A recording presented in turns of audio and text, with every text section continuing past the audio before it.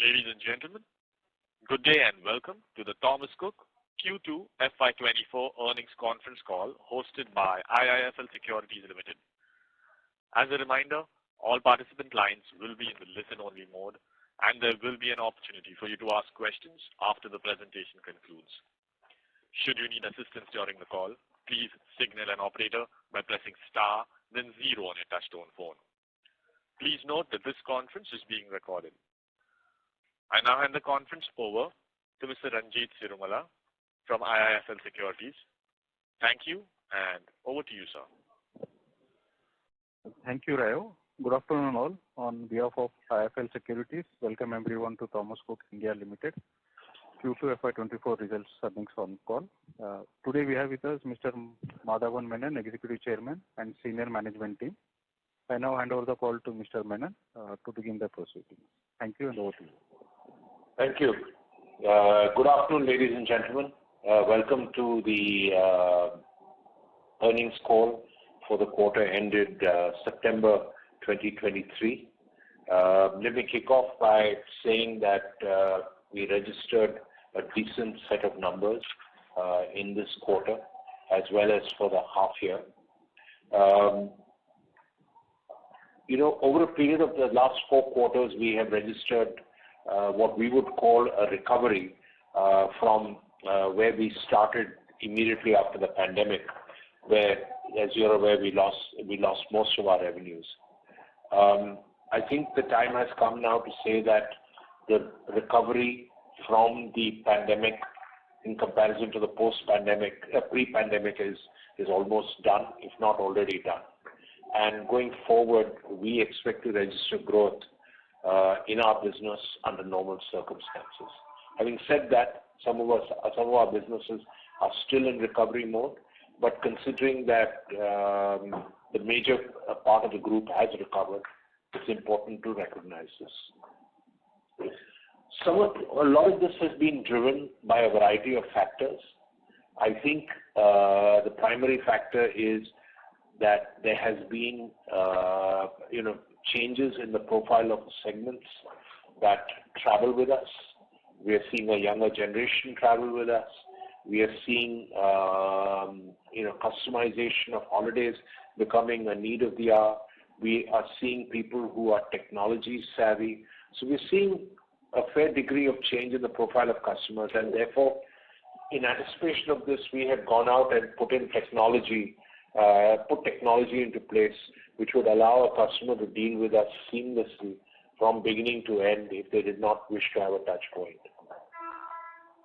An important input into the profitability of the company has been the restructuring that we undertook alongside the technology upgrades that we undertook at the same time.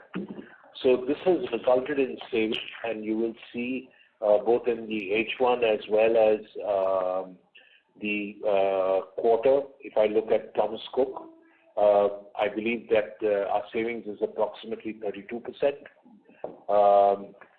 and that has dropped to the bottom line. So we are actually able to manage our costs and maintain the savings while growing the business. So I think we have, and if we look at the forward bookings, again, there is a degree of optimism in terms of the growth of the business, and therefore we expect it to continue. At this point, I'll hand it over to Mahesh Iyer to give you a detailed view of the numbers, and from there onwards. Thank you, Madhavan, and good afternoon, everybody. Just to take off from what Madhavan left, I think it's been a decent quarter for us.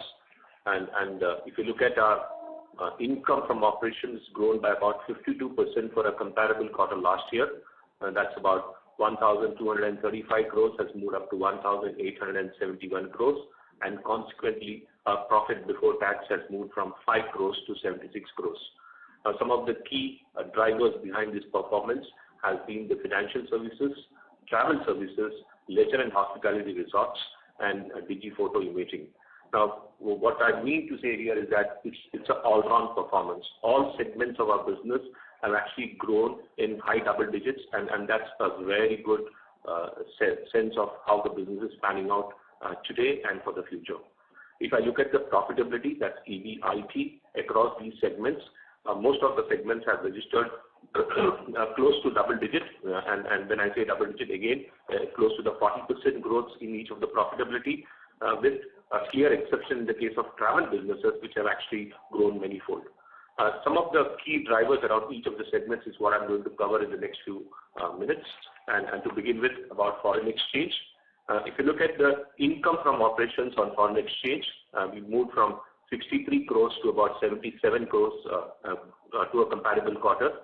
Some of the key drivers for this income from operations has been the growth on the retail business. Our retail portfolio grew by about 21%, and within that, which is on the holiday side of it, and if I look at the education side of the segment, that grew by about 68%.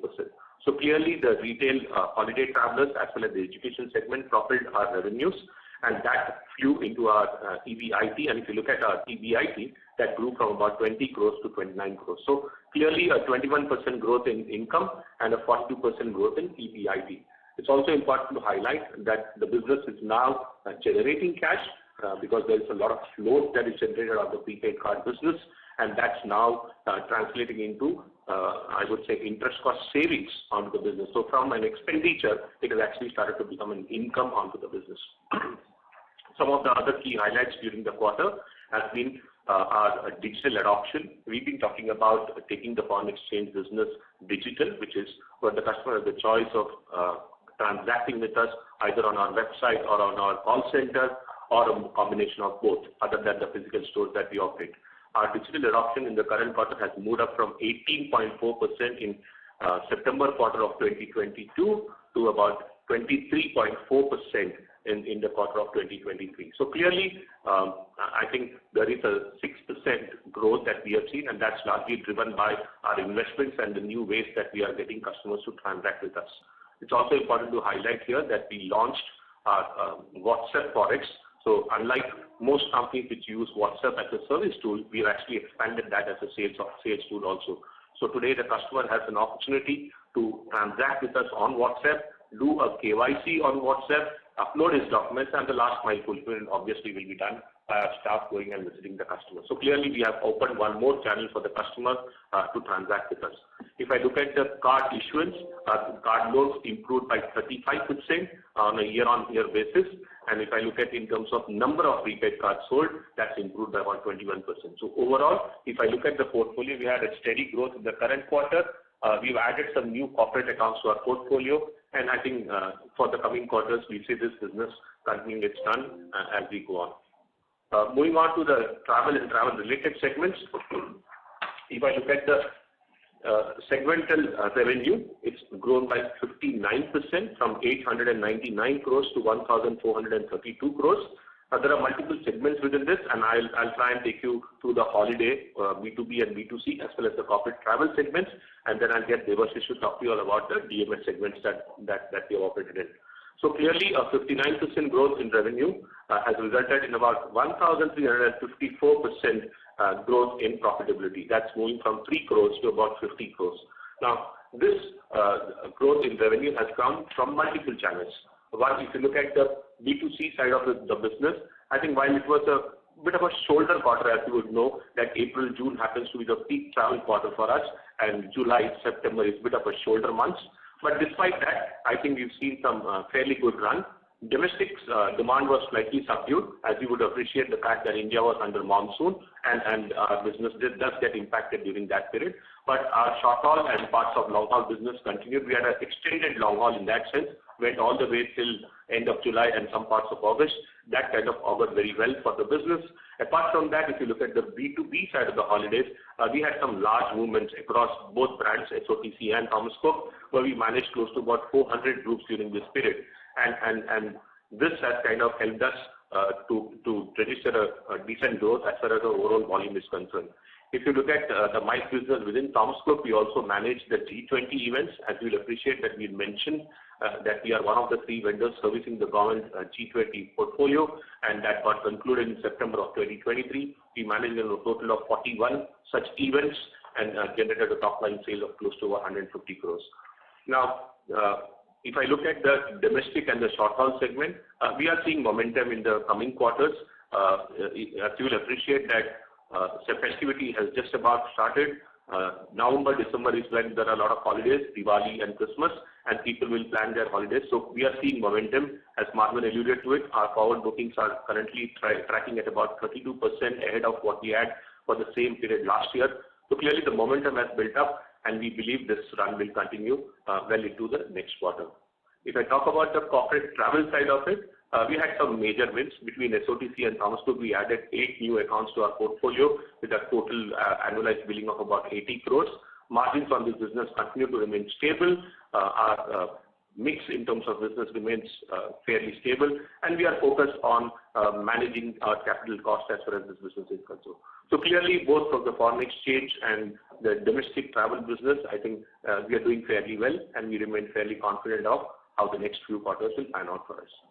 Devashish, can I ask you to take the DMS, please? Thank you, Mahesh. On the inbound and the DMS side, we registered a turnover of 662 crores, which is 40% up from what we did in the same quarter of last year. And it may be noted that it is 38% ahead of what we did in the pre-pandemic period. So the business is back in full swing. I must add one point that this is not the inbound season in many parts of the world, including India and Southeast Asia, where some of our major business lie. And so the forward bookings, based on the forward bookings of those specific territories, we can say the business outlook is pretty good. As far as the current quarter or the last quarter that's concerned, I think the unit that did very well include East Africa. We have units in Kenya, which reported an increase in sales based on volume generated from traditional markets, US, UK, and Germany. The Middle East witnessed higher sales in spite of the fact that this was the summer season, and but again, it is still higher than what it was last year. A strong growth came in from USA, LRT Pro, with a 26% increase in sales, largely driven by inbound passengers coming in from the European market. And Asian sales, coming to the Asian part of it, the Southeast Asia, Asian sales, which spreads across about 9 countries in Southeast Asia, started recovering its volumes, specifically in countries like Thailand, Indonesia, Malaysia, Singapore, and Vietnam. The next 6 months are critical for this business because that's where the maximum volume comes in, and we look forward to a similar trajectory of growth. That's on what I had to add on the destination management and inbound segment, and I would like to now hand over to Vikram so that he can talk a bit about the Sterling Resort, the leisure hospitality segment. Thanks, Devashish. Good afternoon, ladies and gentlemen. My name is Vikram Lalwani, and I represent Sterling Holiday Resorts as its Managing Director and Chief Executive Officer. I'm also joined by my colleague, Mr. L. Krishna Kumar, who is the Chief Financial Officer at Sterling Holiday Resorts. It's a privilege to interact with all of you once again today. Traditionally, in the leisure business, the quarter that has gone by, that is July to September Q2, from a seasonality perspective, is actually one of the leanest quarters of the year. During this quarter, we also witnessed climatic issues that disrupted business in some of the regions that we operated. The heavy downpours in Himachal, Uttarakhand, Delhi impacted at least 35% of our portfolio for nearly 8 out of the 12 weeks this quarter. Despite the seasonality and the climatic disruptions, we are pleased to report that Sterling has still continued to remain profitable, and this is the 11th consecutive profitable quarter that we have actually presented to you.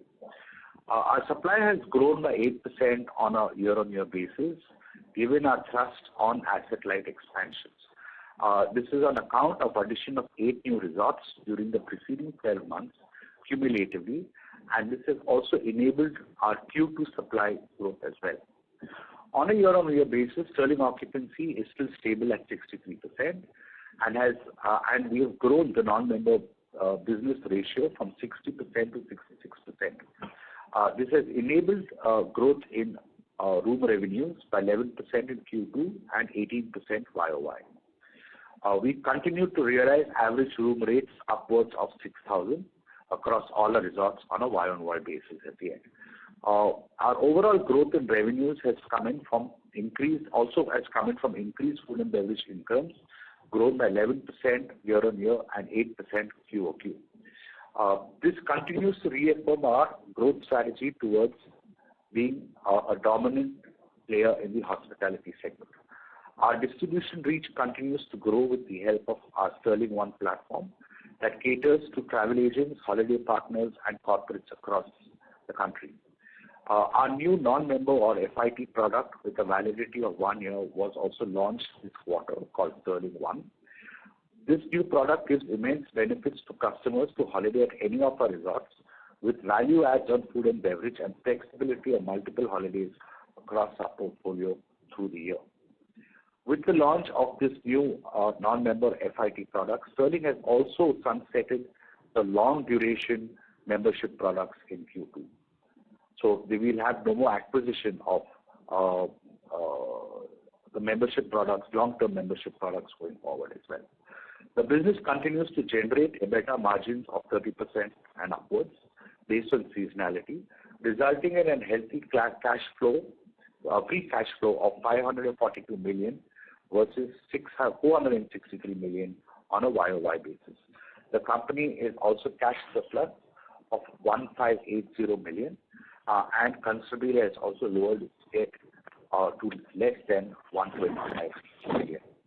As part of our growth strategy on an asset-light mode, we've added 4 new resorts in H1 FY24, Shimla and Panchgani in Q1, and Y3 and Vadodara in Q2. The addition of Y3 strengthens the presence of Sterling in the Wayanad district in Kerala, with the second resort in that district, and now we have a total of 8 resorts in Kerala, and we will continue to grow that region again. Vadodara marks Sterling's foray in the resort management in the theme park segment. Sterling Atapi being the largest theme park in Gujarat, spread over 70 acres. Some of our resorts like Nainital underwent a redevelopment program in Q2 and has been subsequently relaunched in October of 2023. Sterling also made its debut in Udaipur with 2 new resorts in October 2023. Hence, as on date, Sterling has 45 resorts across 41 destinations in India and growing. Our pipeline is strong with addition of at least another 6 or 8 more destinations in H2, both Q3 and Q4, taking our resort count to at least 50 to 52 by close of FY24 in at least 48 destinations in the country. And we will further drive the scale even in FY25. This reaffirms the strategy to position Sterling as a formidable hospitality brand in the country. During the quarter, Sterling has also upgraded some of its product profiles in some of its resorts, rooms, restaurants, in some of our large format resorts like in Ooty, Kodaikanal, Yerkad, and Munnar to cater to the demand that have higher spend propensities into Q3 and Q4. The company has strengthened its IT systems by moving to a cloud-based property management solution system tailored for hospitality business in all our resorts during the current quarter. The cloud-based ERP solution, Oracle NetSuite, implemented within the previous quarter, further helped in bringing uniformity processes across the resorts, including better cost management views. The company continues to invest in various digitization projects that will help bring in further efficiencies in the organization. All our resorts are now ranked 4+ on TripAdvisor, with 19 resorts being ranked in the top 3 in their respective destinations. 6 of our resorts are on 5 on 5. Sterling has also been awarded the best domestic leisure hotel chain by Today's Traveller. Sterling continues to remain upbeat for the remaining part of the year. With the upcoming festive holidays in Q3, we also have all our destinations reopened post the monsoons in Q2. There is a strong sentiment of domestic demand, and that's continuing. And the Sterling's strong pipeline growth in number of resorts in Q3 and Q4 helps build this confidence that we will close FY24 with a strong performance and also getting into FY25 at this point. Thank you. Ram, can I request you to come in and talk about DEI? Yeah. Thank you, Devashish, and good afternoon, everyone. DEI has had a fairly robust quarter on quarter 2 2024 as against 2023. As you see, our revenue has grown by over 30% from last year same quarter to this year same quarter. Our EBITs have grown up by 50% during the same term, which has been a very, very aggressive growth. This has been primarily due to a high revenue in markets like China, Hong Kong, and Macau that have come back into full operations. In China, we have blown the roof off with both of our parks, Disney and Universal, creating records of the highest revenue ever achieved by the park in the past 10 years of its operation on photography. We've had days when we had over $50,000 of sale in both these parks put together on a single day. So it's been an outstanding comeback for China and Hong Kong and Macau, China particularly on that front. Our overheads have increased a bit during the same time, but they have all been leveled to fairly good amount of consumption costs being reduced out. On a quarter-on-quarter, we've been pretty good both from an operations from the revenue and the EBITDA margins that we're getting. Over and above this, we've had some key partnerships renewed all across the world, whether it's in Maldives or in Dubai or in the Far East. We had 5 new partnerships added on. A good number of them have opened up in Indonesia with Taman Safari, which is the largest acquisition we ever had.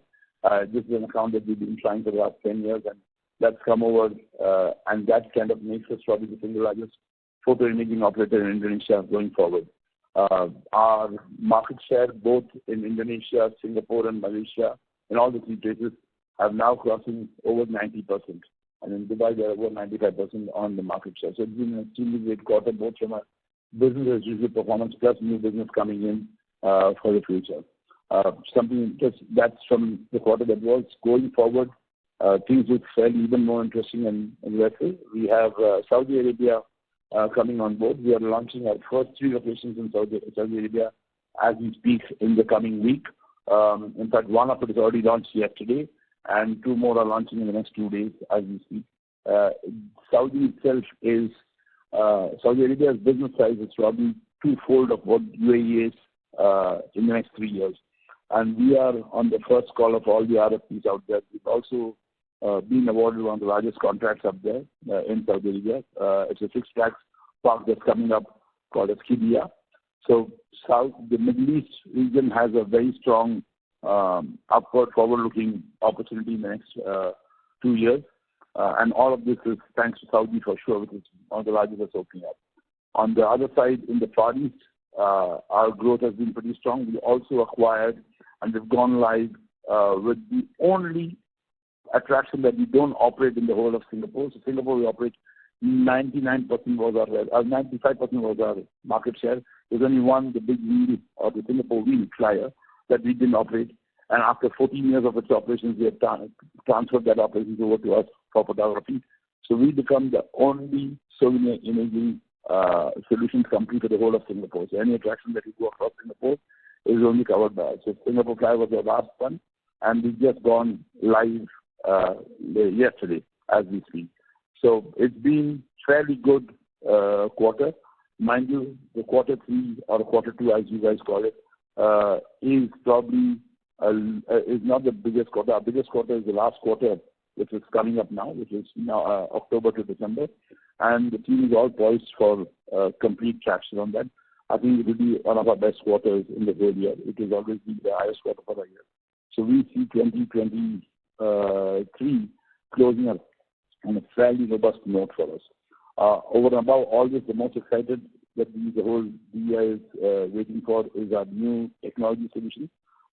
That's going to be going live as we speak, starting from Maldives in December this year and in the first quarter next year across the world. This new solution is something that we've been very, very optimistic and looking forward for, which probably will open opportunities that we've never been able to do on our current imaging platform for the last 15 years. On that note, thank you very much, and I hand over the mic back to Madhavan for him to talk on this. Thank you. Devashish, please.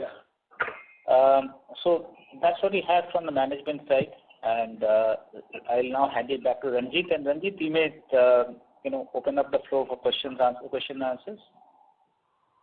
Sure. Thank you very much. We will now begin the question and answer session. Anyone who wishes to ask questions may press star and 1 on the touchtone telephone.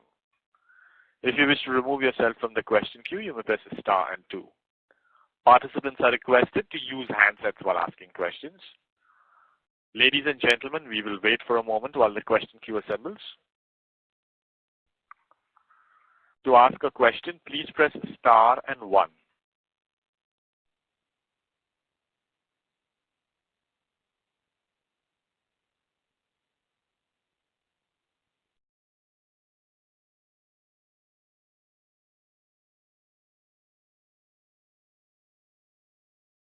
Participants who wish to ask questions, please press star and 1 on your touchtone telephone.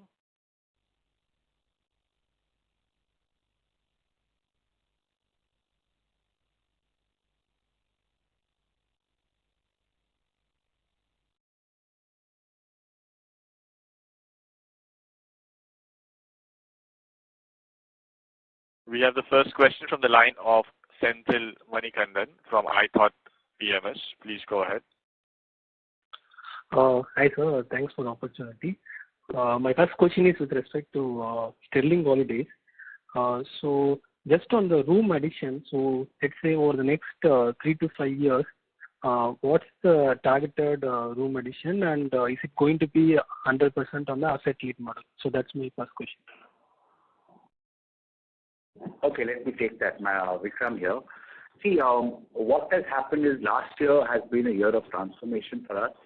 And we've recovered exceedingly well after the COVID period, and this year has been a year of sustained acceleration.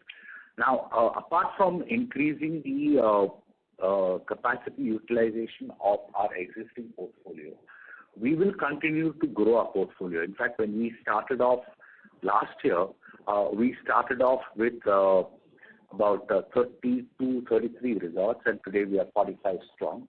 We intend to be 50 to 52 by the end of this financial year.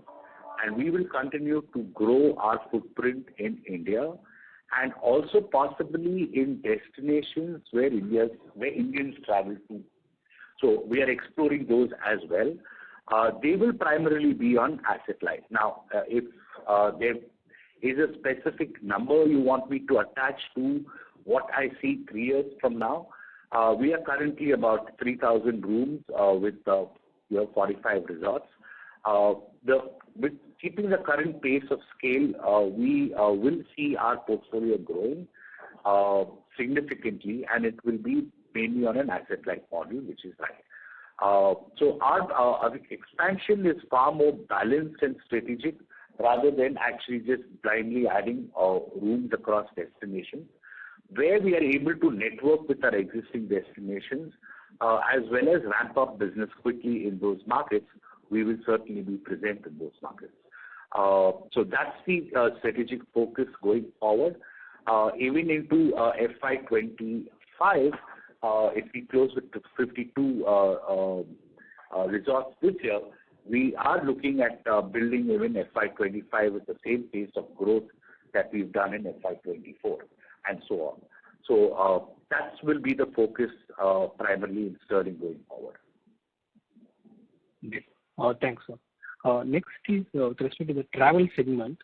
So in the opening remarks, I think you mentioned that most of the recovery from the pandemic has been done. So it's going to be normal performance. So in terms of margins, so with this cost savings coming in, so what should be the margin run rate going forward? I'll take that question on. So if you look at our current margins that we are making on the holiday business, our gross margins or the realized margin on the product, we are about 15-16%. And we've kind of grown that by about 250 basis points from the pre-pandemic level. Pre-pandemic, we were about 13.5%. So we are now at close to about 16%. Now this margin mix is, or rather it's an average margin because the long haul margins are different from short haul to the domestic. If you look at it, I think from a portfolio point of view, we believe our margins are kind of come to a decent level. There could be another 50 to 100 basis points improvement that you can see from here on. But what's more important to highlight here is that the cost transformation that we have brought about has reduced our cost base permanently. We are seeing a 30% reduction in our cost base, and we expect to hold on to that savings for a long period to come. The other important element to note here is that both brands, SOTC and Thomas Cook, are very integrated at the back end today, and the economies of buying and the scale at which we are buying are also adding to our, I would say, efficiency in terms of pricing and better utilization of the inventory that we have on hand. So it actually reduces the losses, if any, that come on the inventory. It gives us economies of buying, and then we get better terms from our vendors. Some part of it gets passed back to the market in terms of growing our market share, and some part we retain onto our bottom line. So clearly, if you ask me, we will retain our margin currently at the levels that we are, or slightly improve that, but the focus will be now to add more volume onto the top line. It's also important to highlight when we talk about recovery, while we've seen some smart recovery happening on the domestic and the short haul side, long haul is far from recovery. We are about 58-60% in terms of recovery on the long haul. Long haul by definition is anything that is a travel beyond 5 hours of flight. Now on that segment, as you know, there have been challenges on visa, both in the European market and the US market. So that still needs to come back. A lot has been done. I think most embassies have woken up to this, and we expect a better summer. As you will realize, both brands, SOTC and Thomas Cook, have gone to the market and launched their European offering for the summer of 2024, and the initial reaction from the market has been very, very positive. Great. Just a last question from my side. This is with respect to the debt that we carry on the books. So excluding the customer advances, so what could be our net debt on the book?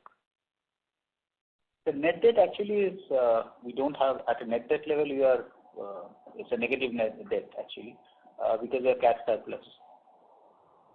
Our overall debt position has gone down quarter on quarter. Right now, the overall debt at a consolidated level is 280 crores, down from about 313 crores. Overall cash and cash equivalent is about 1233 crores. So the net is about net positive is about 950. So this cash balance of around 1,200 crores will include the customer advances and the float? So if you include customer advances, you also need to take out the vendor advances. So I would not like, customer advances will have to be netted against vendor advances. So they're both asset and liability items. Okay, sir. Yeah. Thanks. That's it from my side. Yeah. Thank you. Before we take the next question, a reminder to participants that you may press star and 1 to join the question queue. The next question is from the line of Anushka Chitnis from Arihant Capital Markets. Please go ahead. Thank you for taking my question, and congratulations on a great set of numbers, sir. I just have one question in that now that FY24 is a year of recovery for the travel segment in general, how do you see competitive intensity shaping up for Thomas Cook? Okay. So look, I think the market has changed definitely post-pandemic. I think we've been saying this for some time now. Customer preferences have changed, habits have changed.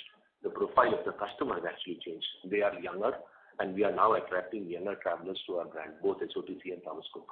And from a preference point of view, customers are now preferring to take more shorter breaks and frequent breaks as compared to one long break and maybe one shorter break that used to be pre-pandemic. So what we are seeing now today is that there is a lot more demand. There are new entrants into the travel market. The ability to spend, the buying power is much higher. So you're actually going to see a market expansion. So to that extent, we believe that there is enough and more room for everyone to coexist without having to nibble each other's share. From an intensity point of view, as we have said before, we don't compete with OTAs because we are not component sellers. We are focused on package offering, and that's our core competency, and we'll continue to focus on our core. We are also very clear in terms of what we can offer to the market, because India, if you take as an example, it's so far and wide. Can I be relevant in each of the states that offers an offering? Maybe not. So we've chosen some markets, some destinations where we want to actually be material and we want to be actually making a mark there. So we will be focusing on that, and we have already identified those markets for ourselves. Similarly, both the brands SOTC and Thomas Cook are very strong on the Europe and the US side. Can we build some muscle on some short haul? I think we have identified that and we're working towards it. So honestly, intensity of competition does not worry us at all, because I think we have enough and more leg room, and the tailwinds for this business seems very strong. Thank you. That's all from my side. Thank you. Thank you. Participants who wish to ask questions may press star and 1 on your touchtone telephone. The next question is from the line of Ankush Mahajan from Axis Securities. Please go ahead. Sir, thanks for the opportunity. First question. Sir, earlier there was a news that we have this brand, Thomas Cook brand, could be expired on 2025. So could you throw some more light on it? And so my next question is that if you talk about the DMS International inbound, where 100 nationalities, they are entering the India, Sri Lanka, as well as Bhutan. So these which are coming from the US, Europe, where already there is a recession is going on. So would you throw some more light on it? Okay. Devashish here. To answer your first question, we had bought out the Thomas Cook brand for usage in specific markets of India, Mauritius and Sri Lanka back in October of 2019. And so we now own the brand in perpetuity. So there is no threat of the brand going away from us at any point of time. As far as the second question is concerned, so I think the inbound and DMS business has a very large set of clients and a very wide range of clientele coming in from US, Western Europe, parts of Asia, etc. We have, in fact, the interesting part of it is that we have seen the DMS business actually recovering faster post-COVID than any other part of the travel business. So, to give you examples, the markets in US, markets in Middle East, and in Africa were among the first to recover, even before the Indian market started recovering or the Southeast Asian market started recovering. So, I think we'll need to consider the fact that while yes, there can be recession in the economy, I think the recession doesn't affect everyone in the economy in the same way, right?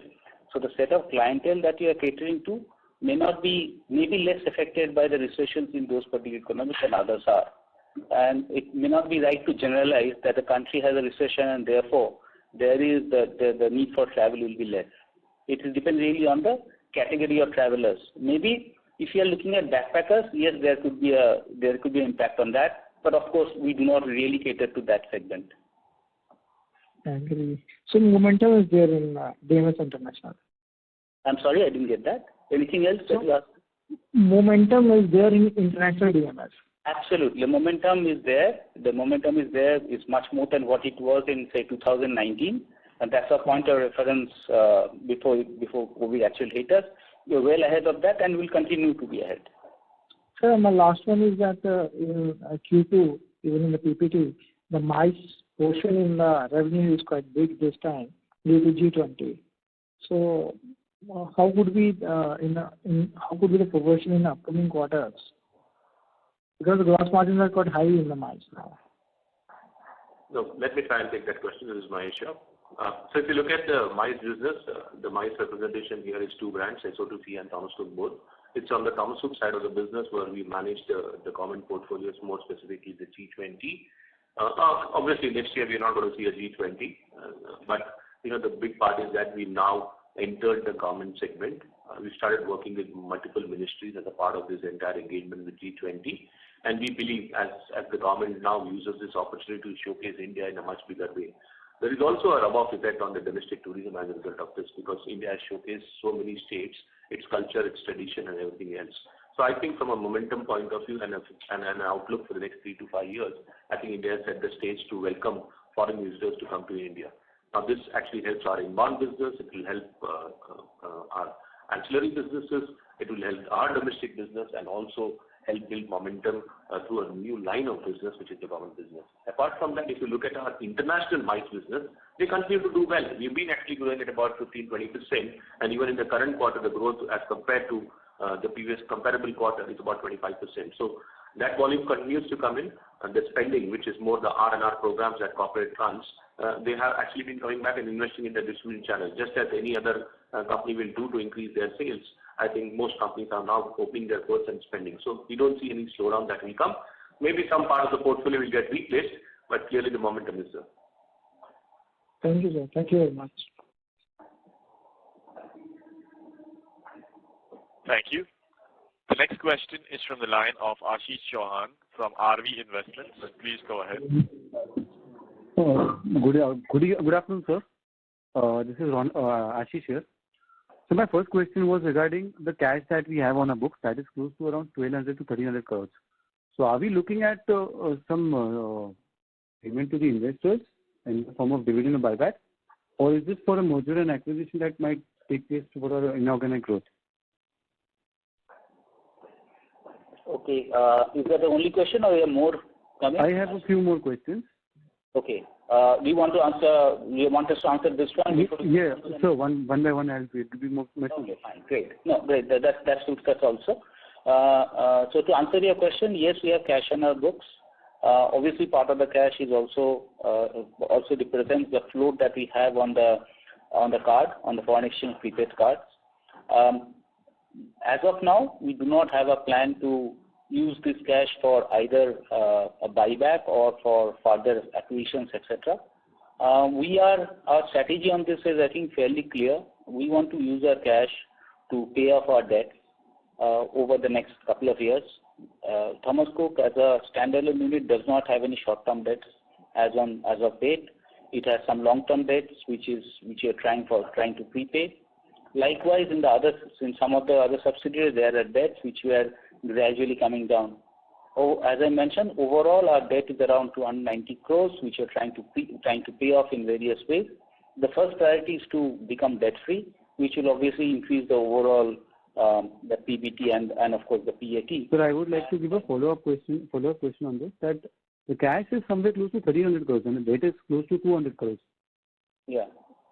So the debt can be easily paid off, right? The debt, as I said, we do not really have short-term debts, which I mean overdrafts, which can be payable easily. The long-term debt usually has some covenants on payment of when I can pay, etc., and we can only pay on due date. What we're trying right now is to pay off some of the longer-term debt ahead of schedule, and obviously that's not an easy task because the banks do not want to be paid early because it's a loss of earnings. Okay. So my second question was, since corporate travel is just 2% of our revenue, so are we looking to target that side as well? I think that's not the way to look at it. It's not 2% of the revenue. It's only that is the way it has to be recognized from an accounting point of view. We only recognize the revenue that we make on the business and not the top line sale. So the segment mix that you see there, while all other businesses within the travel group are in the form of top line sales, this is only the realized revenue on the business, and that's why it looks at 2%. Okay. So sir, can you put a light on over there? That what is the actual thing that except for the accounting area? So if I look at the pure throughput, I won't like to call it turnover, but purely as a throughput, corporate travel accounts for close to about 29% of the overall sales number, overall throughput number. Okay. The other advantage of having corporate travel is that we manage to cultivate corporate relationships which are very useful, which may be very useful for getting MICE contracts or getting into the forex side of the business. Some of these corporate relations can also lead to employees buying all B2C leisure travel packages. Okay. And sir, the last thing, since there was the World Cup over here, so this might have been a bit positive for us, just like G20. Was there anything that affects our adds to our revenue? I can't necessarily put a number to saying that whether the World Cup had a fillip. Yes, we got some inquiries, but obviously, we are not selling World Cup tickets, and people who come would want to buy a package which is inclusive of a World Cup ticket, and we didn't have too many. There were a lot of inquiries for the coveted match in Ahmedabad. So we managed to sell some, but I wouldn't say that is a large part of our business. That's a small portion. So not necessarily, but yes, I think the attention to India was very large. So just after the G20 World Cup happening in India, I think the world was looking at India, and I think the stadiums that we put up, the Lucknow Stadium, the Ahmedabad Stadium, I think we kind of made a mark in the global space, and that's what we will look at. These are not short-term benefits. We have to start looking at from a long-term perspective. Sir, the last thing I just wanted is, can you give me the schedule for the debt repayment completely? Sorry, schedule for? Debt repayment? Like by when we expect us to be complete debt free? For the next 2 to 3 years. Next 2 to 3 years. Okay, yeah. Thank you so much, sir. Thank you. The next question is from the line of Dhaval Shah from Girik Capital. Please go ahead. Yeah, hi sir. Thank you for the sir, will it be possible to give breakup of different businesses under travel and related, like outbound DMS India, DMS International, domestic corporate travel? What is the revenue for the quarter? So in terms of the revenue mix, I can give you in percent terms and I can just easy to decipher that. So MICE was about 31% for the quarter, corporate travel 2% because we, like Mahesh mentioned, we account for only the money that we make there. Yes. DMS was about 46%, long haul holidays 19%, short haul 6%. And obviously, all this will add up to a little more than 100 because there are some inter-segment eliminations because we use the DMS businesses also to service some of our outbound business, and so we have to take a 5% cut on the inter-segment elimination. Okay. So so like last year we did around 1,000 crore in MICE, and this year also we would be growing on that. How do you see this business over the next 3-year period?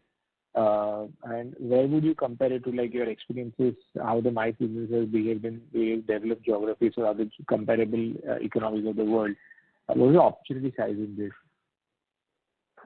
So, look, I think from the previous question that was there, I kind of alluded to that. I think if you look at the MICE, the definition is MICE, meetings, incentive, conferences, and exhibitions, each of which presents an opportunity within itself. Now, there are multiple segments within that. Take the example of weddings. And that's a great opportunity for us. But we don't play that space.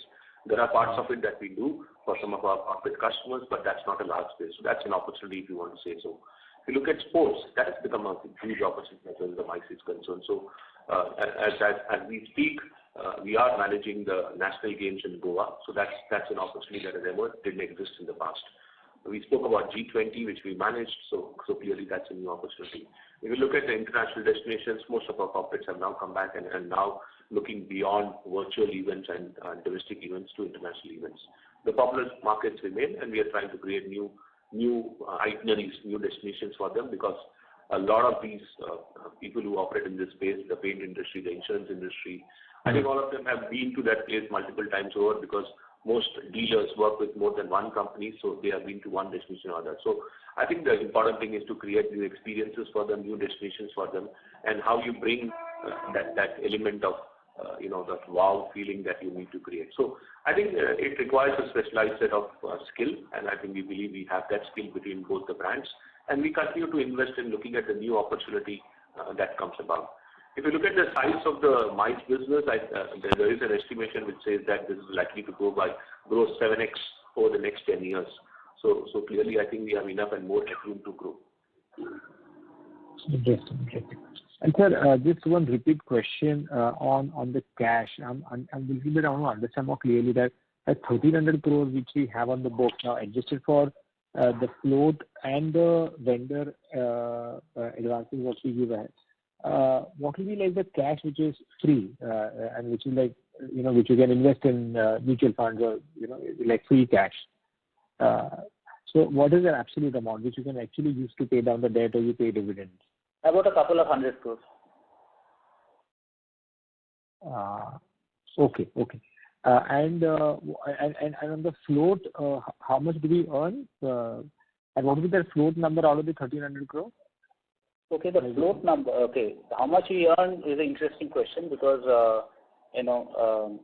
there is probably I'll have to go a little bit in detail into what is done on the float. Some of the money is kept into fixed deposit where we earn some amount of interest. It really depends on the currency in which the float is kept.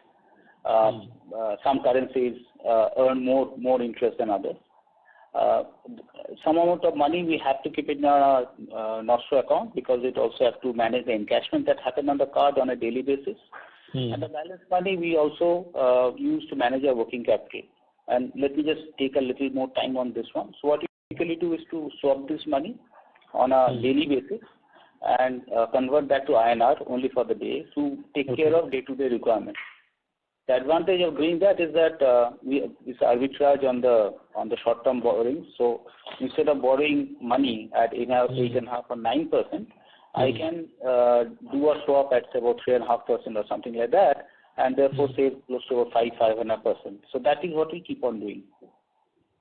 Okay, and you do this on a day-to-day, like on a daily basis, right? It's a daily basis, yeah. And since it's a swap, there is no forex risk associated with this. Interesting. So, in last 6 months, how much would you have swapped? Every day we swap, no. So, I mean, how do I put a number to it? It will depend on the daily requirement of cash that I have. Our business is the foreign exchange business is a money business, right?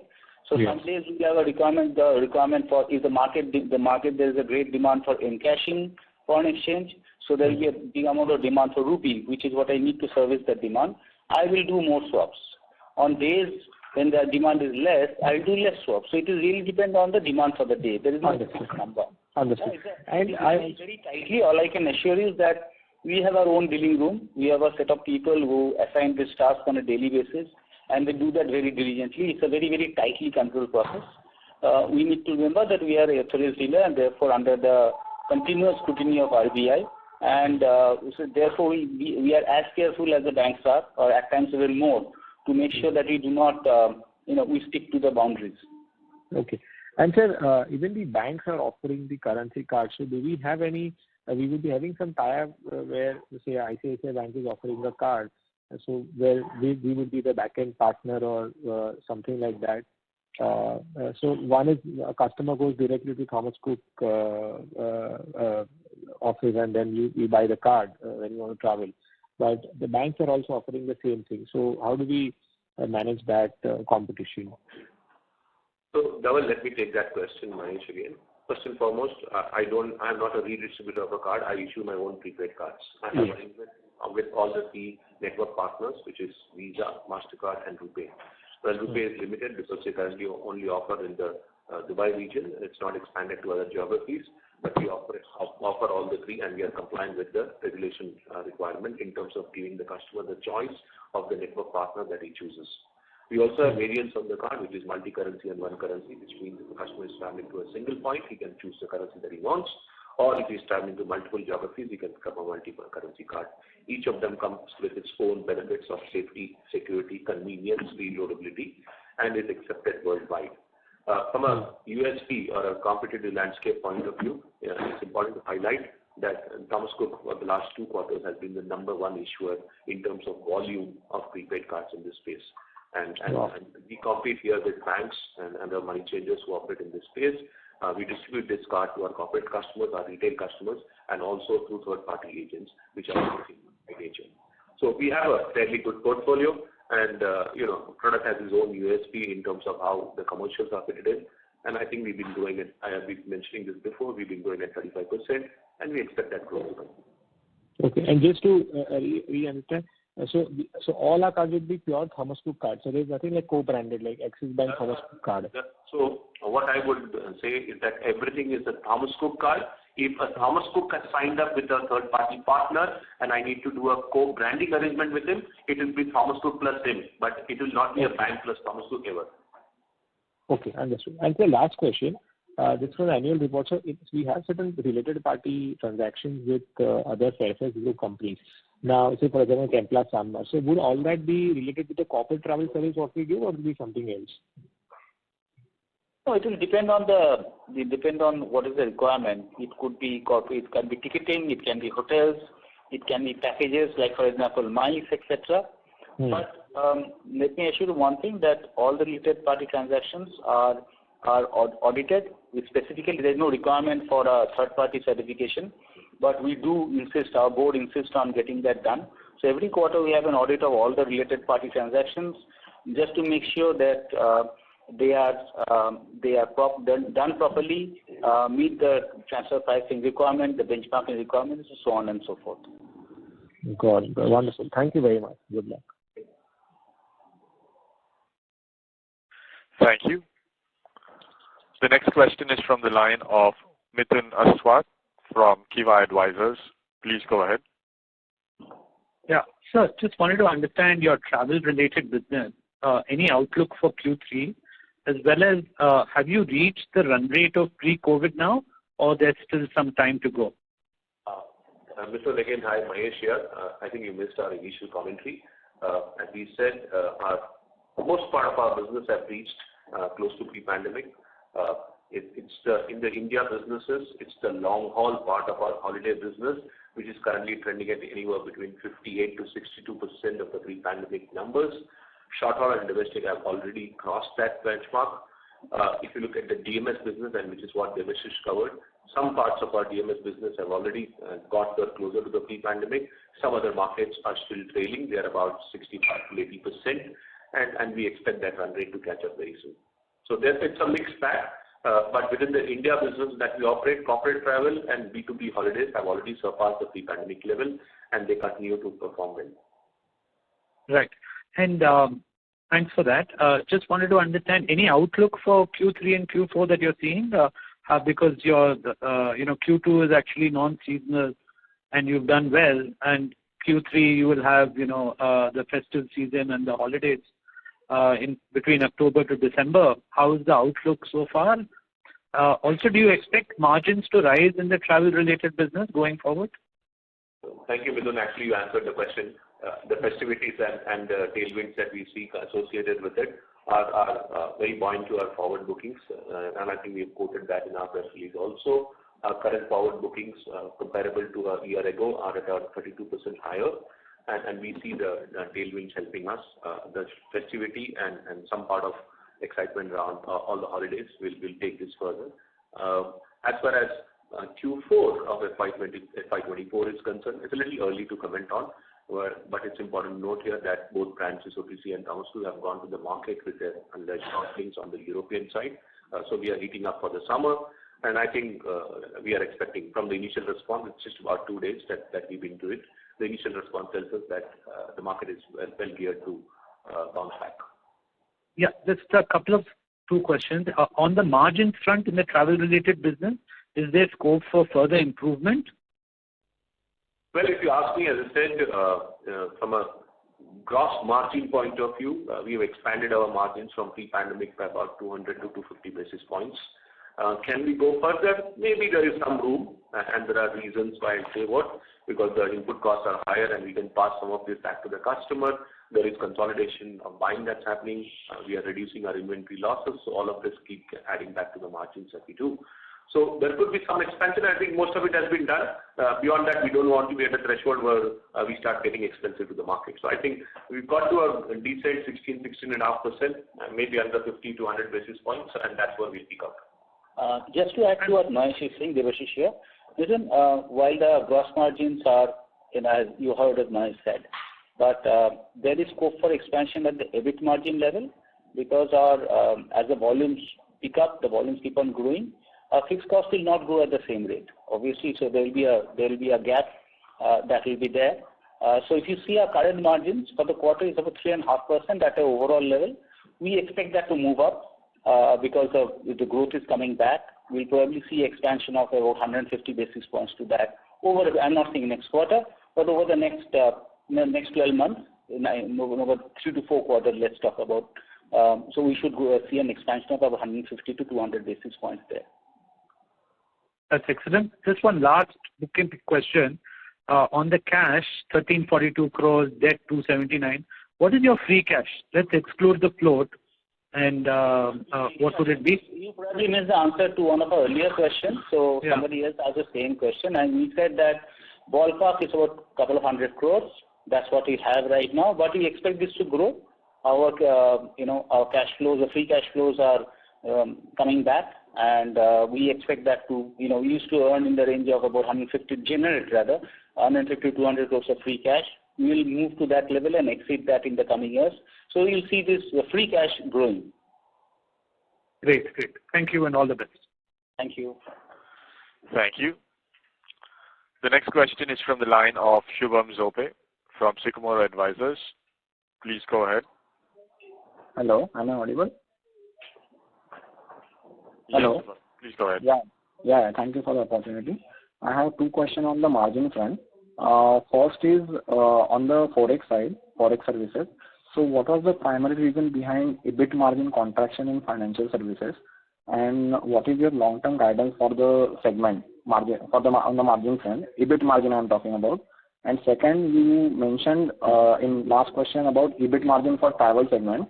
In last call, you gave the guidance of EBIT margin of around 6 to 7%. So is our guidance same at 6 to 7%? And it's same then when we expect it to achieve? These are my two questions. Thank you. Okay, so let me take both the questions, beginning with foreign exchange. I think, as I mentioned, you'll appreciate the fact that July-September quarter is not a travel quarter. It's not a peak quarter. The mix of business that we operate here is different from the previous quarter. So it's not necessarily comparable. I think the comparison is comparable quarter last year. And if you see our EBIT margin on the financial services has moved from 32% to 37%. So that's a 500 basis points improvement. Just to make a point in terms of the margin or EBIT margin for the the sequential quarter, it's important to note that in that quarter we also had a large movement for one of the premier banks in the country, where we were managing a large traffic for the Hajj, and we had delivered a large portfolio there. So some revenues that came in, which was a high margin business. So that's not available in the current quarter. But steady state, as you see, on a comparable quarter basis, we have expanded our margins from 32% to 37%. Okay, thank you. The question on travel, I think you've seen the expansion in margin, and I think what Debashish has been saying is businesses are on different paths of recovery, and they are still not fully there. As the revenue starts adding up, our fixed costs are not going to go up, and a lot of that is going to flow back into our profitability, which will improve our EBIT margin. I think that's the way to look at this. Okay. Thank you. Thank you. The next question is from the line of Hatim Brochwala from JM Mutual Fund. Please go ahead. Yeah, hello sir. Thank you for the opportunity. Sir, my first question is if you can talk about the visa issue in some of the outbound long haul travel, whether there has been some resolution in the visa availability. Sure. So again, Mahesh here. Yes, there has been improvement. If you ask me, within the Schengen country where we had close to 16-18% rejections, we've seen that percentage is going down. Visas have become slightly more easier as far as Switzerland and French visas are concerned. Also, as we heard, most of the embassies have beefed up their strength. We are seeing more number of people, more hands there to process. And one welcome change that has come in is that travelers to Schengen countries now can apply for a visa 6 months before travel, which was not the case before. So I think from a forward-looking perspective, some of these pains of going last minute and trying to look at rejections will get eased off. The proof of the pudding is when the summer season gets operated. But I think directionally we see the right steps being taken. If you look at the US side of it, which is another long-haul destination, I think there's a report that's come out today. I think the number of wait days as far as Delhi is concerned has come down substantially. And I think Mumbai has also from about 1.5 years has come down to less than 1 year. And I think as the more people come up and the allocation for number of visas goes up, you will see that coming down. So I think it steps in the right direction. We expect the situation to be much better than what we were while we were dealing with the summer of 2023. And just one question is that H2 on travel and forex business should be much better than H1, right? Is that a correct assumption? Look, it may not be absolutely correct because a bulk of our travel business happens in the April-June quarter. So if you look at, if I plot a financial year, April-June will be the largest quarter that we have, followed by July-September in some form, and then October-December again slightly coming up, and then Jan-March will be again an investment quarter. That's when we start investing for our summers ahead. So that's typically seasonality, a high coming down slightly, going up slightly bit, and then coming down again. So that's the kind of shape you will see. It's more like a wavy curve, and from a percentage point of view, I can broadly say about 40 to 45%, or maybe close to 50% will happen in the April-June quarter, and the rest will be spread in the next 3 quarters.